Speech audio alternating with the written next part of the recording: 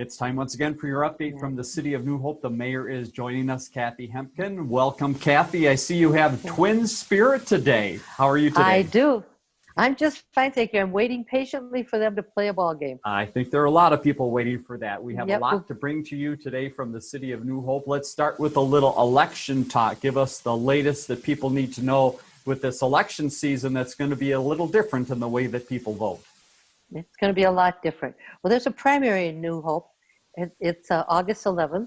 So the voting is open for absentee voting. You can go into City Hall. We're one of three cities that are doing this. St. Louis Park and Robbinsdale and us will let you go in. You fill out an absentee ballot, and you can vote that way. Or you can go onto the website from the state and get an application to get an absentee ballot. They'll send it to your house. You fill it out and then send that back. It's really important that people vote in this primary that's coming. And that website to the state is mnvotes.org. So again, you see that at the bottom of the screen if you're interested in finding out more from the state level. Let's talk a little bit about a fun thing that happens every summer in the city of New Hope. That's the Rave Awards. What are Rave Awards and how does that process work? Well, I've asked many times about what RAVE stands for. I thought it was an acronym, and everybody just goes, it just means we're raving about a piece of property. So any piece of property that's either the inside or the outside that has been maintained or has been upgraded, we're trying to get people to nominate either their neighbors, or you can nominate yourself. You could either call, there's a phone number that'll be on the screen, or you can go online to the website, get an application, fill it out. They'll ask for a few pictures, and these awards are given out every year, and we usually have 3 or 4 people that get them, and they'll get a big heavy rock to put, or a plaque, whatever they want. And it's just a way of recognizing people that are remodeling their home or doing some outside maintenance that's a little above and beyond. So again, that phone number you see, 763-531-5119, to find out more about that process. Performance measurement survey, give us an update there. You're encouraging people to give some feedback to the city. We are. So in your utility bill, you'll get the survey. You can fill that out, mail it in, or drop it in the drop box right at City Hall, or just drop it off at City Hall. You've got until the 18th of September to get those in. If you happen to live in an apartment and you've got some things to tell us, you can always go online and just fill the survey out online and just let us know how we're doing. Very good. Let's talk business in the city for just a minute here. A couple things with business relations to it. First, the business networking group. What is the latest there? The city has been communicating with the group. Well, there's a group called Business for Business. And what they're doing, they've combined, they're out of Ramsey actually, and they've combined Chamber of Commerce, counties, cities. What they're trying to do is get some money into the hands of small businesses that need them. But the time frame to apply for this is very short. I think you have till the 5th of July to do that. So if you've got a small business and you're looking for some help, that may be a good place to go to look for that.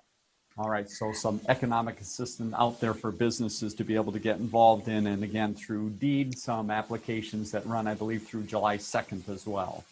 Yeah, so that's another program, and they've got $10,000 that they're a grant that's free money, and they have to have less than 50 employees, and you have to have been harmed, as all small businesses have, by this COVID-19. So there's some help out there. I understand there's strings attached to everything. But if you need the money, it's there for you if you can get there. But do it soon. Okay, good point. Let's talk about a business that is moving forward here. You've got a new Mexican restaurant coming to the city. Where is that located? Tell us a little more about it. Well, the name of it is Los Sanchez Mexican Restaurant on 71st and Bass Lake Road. There's been a Mexican restaurant there before, and it went away, and now this one has one over in South Minneapolis. So they're legitimate. We've passed all their inspections. They're ready to open. I don't know how much is done inside and how much, or when the opening will be, but it'll be soon, and we should try to support them if we can. All right, right there along Bass Lake Road. Let's talk a little bit about schools. Most of oftentimes in the summertime, what we hear about schools is construction, and it sounds like that's the case for Sonneson. What is happening there? This is kind of interesting. Our inspectors are working with their architects and the school board, or the school district, to get their school up to code. Not that they're out of sync, but if we get the codes and they know what the codes are that are coming, if they're going to do any repairs or upgrades, they'll do them according to the code. It saves a lot of time and money for everybody. So this is just a preventive thing that we're going in to help the school get ready for an expansion if and when they decide they're going to do something. Another example of a great partnership with the city and the school district. Let's talk about the police department. You have a few updates there. What's new in police? I do. We just finished the applications for some money to help with our training, our police training. A lot of different training has been going on, not only for COVID, but for the whole murder that happened.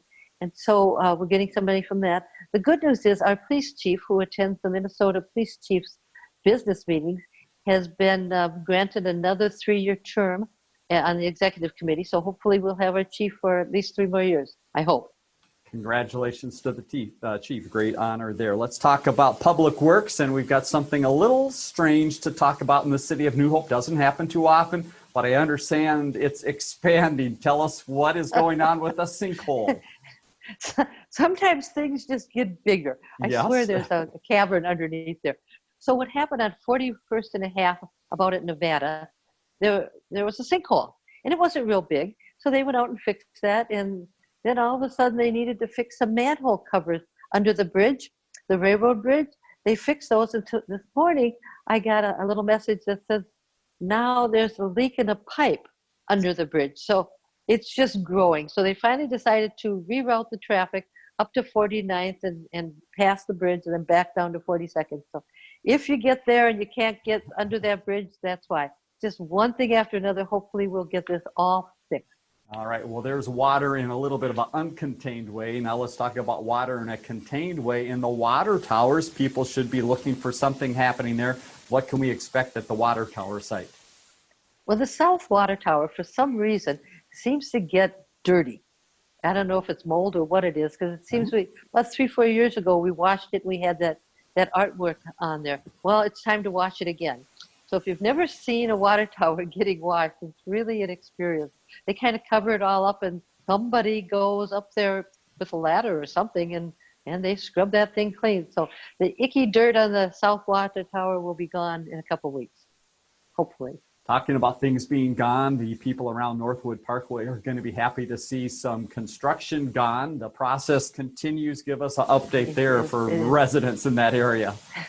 Well, 36 and a half circle right across the street. They're just about entirely done. Good. On Northwood Parkway, they did it in 2 phases because people had to get in and out, and there was that in and out over on 36, so that they had to. So phase 1 at Northwood Parkway, they're getting ready to start to build the road, but they have to put in the I don't know, sidings and all that stuff. So there's hope. Pretty soon, maybe by the end of 2026, they'll have a road back. All right. Actually, they're looking for it this summer to be back, and it'll be beautiful, but it's been a mess for them. It is coming soon. Well, a date that folks in the city are looking forward to is July 6th to get some activity in. Tell us why that's an important day for Park and Rec. Well, anytime we do anything now with this COVID-19, we have to have the plan from the team that wants to do it. We have to see their rosters. We have to get permits. We have to get umpires. I mean, it just goes on and on and on. Well, all the paperwork is in. Good. So we're thinking July 6th, these softball teams, baseball teams are going to be able to start playing in New Hope. And then they have to do the same thing for the park programs. So all of these park programs will have to get all this information in, and then they will start opening. We've actually got quite a few kids signed up for youth softball, and we have a bunch of kids signed up for the summer programs. There's only a few being offered, but there'll be more in July and August. So look at the website and sign up for programs for those kids. And speaking of a program that has a lot of people participating, that would be the New Hope Dance Program. Tell us about this big group and what they've been up to recently. Well, that's exciting. New Hope has 125 dancers that went to an Eclipse dance competition in Prior Lake. They managed to figure out how they could have a group of kids on stage that were distant, and of course they had to redo all their dance routines so they could stay apart from each other. So they brought our teams there, and they did. I don't know how they did yet, but I'll get that information back real soon. But the kids are dancing and they're practicing. I understand they're going to do a recital at the new theater. I don't know if that's going to be open to the public or just to the parents, but they'll be outside and they'll be tapping and dancing outside. We're being very creative when we can. I bet. Yes, have to be that way. Let's talk a little bit Yeah. about basketball. People have been wanting to play basketball outside, and I know this has been a little tough for the city, but it sounds like we're getting back to more rims and more basketball. We are. For those basketball courts that have two sets of baskets, two hoops, they're putting the nets back on, and both the hoops will be back up. We really want to tell people they have to keep social distancing. They have to keep themselves clean and everybody else so they're not spreading that. If it looks like this is going to be spreading the disease again, we'll have to take those hoops down. Let's talk about the golf course and the ice arena for a couple minutes here. The golf course, again, seeing a lot of activity and in a couple new and exciting ways. Patio activity and young golfers. Give us that update. Well, the patio is open, and they had their first event, a retirement party on the back patio last weekend. So that's really exciting. Of course, you all know about the giant obstacle, the turtle, that keeps showing up and going around the course. So you just play, don't get near the turtle, just play around it. The other thing, there's a youth golf clinic that has been renting our space. So they bring these little kids out there, like 3 to 6, and they're teaching them how to putt, and then they go on the driving range and they teach them how to drive. They don't actually play a game, they're just learning in this place. But it's just added income for us at the golf course. And they're absolutely adorable, by the way. Maybe we can So sneak in for a lesson or two as well, right, Mayor? Yeah, I'll get on my knees, so I'll still be taller. We'll see if they let us in there. And the ice arena as well, lots of activity happening inside, I understand. There is. So the training is still going on Monday through Friday. And of course, there's social distancing. They are going to start letting teams on. And keep in mind all those pieces of paperwork that need to come in before they can even start. So that's all in. They're going to start letting teams play on the ice. There's a men's team that plays. They'll be able to start pretty soon, probably the 1st or 2nd of July. So the ice arena is starting to come back, but of course we have to keep our distance. Now let's take a minute, Mayor, to talk a little bit about the pool and the City Hall area. A lot of activity happening there, and I know it's tempting for people to want to go in and take a real close look, but hold off. But there is some water. Tell us about that. Yeah. Well, let me tell you about the landscaping around City Hall first. So that landscaping is finally getting in. We've got a few places that to finish up, but it's looking very, very nice. And now the pool, a lot of the trees are in around the vortex pool and the current channel. And of course, there's water in the 50-meter pool because they're curing the plaster. However, do not go in the 50-meter pool. Don't be tempted. That water's coming out. That pool will not be open this year. We just can't get the lifeguards. After they plaster the current channel and the vortex pool, water will have to go in there to cure that. It's 28 days curing time. Again, don't go in the pool. It's not open and it won't be open. To get it all chairs for around the pool that we'll store till next year. So we'll be really ready when we open next year. Certainly will. Well, we've had quite a bit of rain here in the recent week, and that means the lawns are starting to grow. You had a quick reminder for residents about keeping the lawn care up. I do. We have an ordinance in New Hope. I think it's 2.5 inches, the grass. Don't make us come out and tell you to mow it because you'll get a citation for that. So when your grass starts to get long, you need to mow it. And with all this rain, and now the sun's going to come out someday, I don't know when, but when the sun comes out, you'll be able to hear the grass growing. Just get out there and get that grass mowed before we come and visit you and remind you to do it. Very good tip there. On our final second day, we wanted to talk about a few dates and reminders coming up with the holiday and also with the market. Tell us about those. The July 3rd, City Hall will be closed in observing the 4th of July. But the farmers market will be open on the 4th of July, 9 to 1, and it'll also be open on the 11th of July. And they have promised me sweet corn on the 11th of July. So there's a few more vendors each week. We get a few more. It's not quite up to full speed yet, but bring your masks. And we ask that don't bring the kids yet, and certainly no dogs at the market. But we're getting there. We'll be open pretty much in full strength, I would gather, by the 11th anyway. Fantastic, and a lot of information on the city's website about the market and about the upcoming holiday and all of the things that we talked about here in the last few minutes. Mayor Hemken, thanks so much again for your time, and we look to talk to you again in the near future to keep New Hope residents up to date. Thanks, and have a safe and happy 4th of July. Yes, you too. Thank you.